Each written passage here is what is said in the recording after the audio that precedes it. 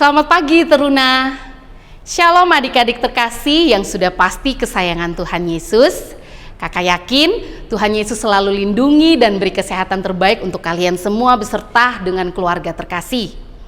Adik-adik, yuk kita mengucap syukur kepada Tuhan Yesus untuk kasih sayangnya lewat saat teduh. Dan di pagi ini renungan terambil dari Ibrani 11 ayat 13 sampai 16. Mari kita berdoa. Terima kasih Tuhan Yesus, Bapa dan Roh Kudus yang bertahta dalam kerajaan sorga untuk pagi yang indah ini. Kami boleh diberi kesempatan untuk bisa mengucap syukur atas kasih-Mu dalam kehidupan kami. Bapa berkati renungan kami. Haleluya, puji Tuhan. Amin. Yuk kita buka dan baca bersama-sama firman Tuhan dari Ibrani 11 ayat 13 sampai 16. Dalam iman, mereka semua ini telah mati sebagai orang-orang yang tidak memperoleh apa yang dijanjikan itu, tetapi yang hanya dari jauh melihatnya dan melambai-lambai kepadanya dan yang mengakuinya bahwa mereka adalah orang asing dan pendatang di bumi ini. Sebab mereka yang berkata demikian menyatakan bahwa mereka dengan rindu mencari suatu tanah air. Dan kalau sekiranya dalam hal itu mereka ingat akan tanah asal yang telah mereka tinggalkan, maka mereka cukup mempunyai kesempatan untuk pulang ke situ. Tetapi sekarang mereka merindukan tanah air yang lebih baik, yaitu satu tanah air sorgawi. Sebab itu Allah tidak malu disebut Allah mereka, karena Ia telah mempersiapkan sebuah kota bagi mereka. Renungan pagi ini diberi judul Iman adalah Kemenangan Sejati. Satu tujuan untuk para pemain dalam suatu pertandingan adalah kemenangan. Tidak ada yang ingin kalah dalam pertandingan. Karena itu, setiap atlet membutuhkan ketekunan, disiplin, dan kerja keras dalam berlatih. Tidak ada kemenangan yang diraih tanpa usaha. Satu lagi hal penting, bahwa kemenangan tersebut harus dicari dan diraih dengan cara fair play, yaitu menjunjung tinggi sportivitas dalam bertanding.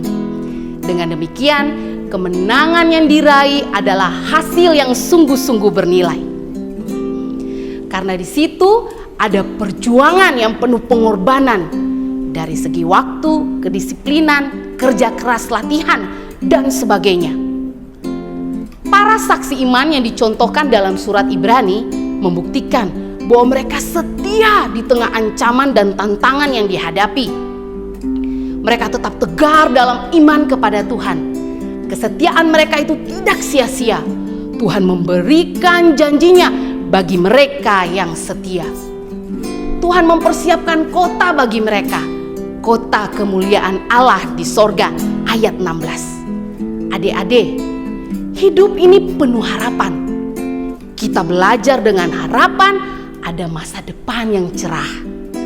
Kita rajin berolahraga dengan harapan tubuh sehat dan kuat. Kita sebagai orang percaya juga mempunyai harapan dapat masuk dalam kemuliaan Tuhan yang abadi. Namun, semua harapan harus diperjuangkan. Karena itu, apapun yang dialami dalam hidup ini, kita tidak boleh goyah dan rapuh. Kita harus tegar dan teguh bagaikan pohon yang kuat menahan terpaan angin kencang. Sikap tahan uji itu menimbulkan pengharapan. Roma 5 ayat 4. Harapan harus diperjuangkan dengan ketekunan dan kesetiaan. Percayalah bahwa segala tantangan dan kendala yang dihadapi akan diganti dengan sukacita dari Allah. Lalu akhirnya adik-adik yang menerima kemenangan meraih segala harapan. Itulah kemenangan abadi di dalam iman kepada Tuhan Yesus. Mari kita tutup renungan kita. Kita berdoa. Tuhan Yesus, mohon berkatilah aku meraih harapan untuk masa depan dalam kesetiaan kepadamu. Amin. Demikianlah saat teduh kita di pagi yang indah ini. Tuhan Yesus selalu memberkati kita semua.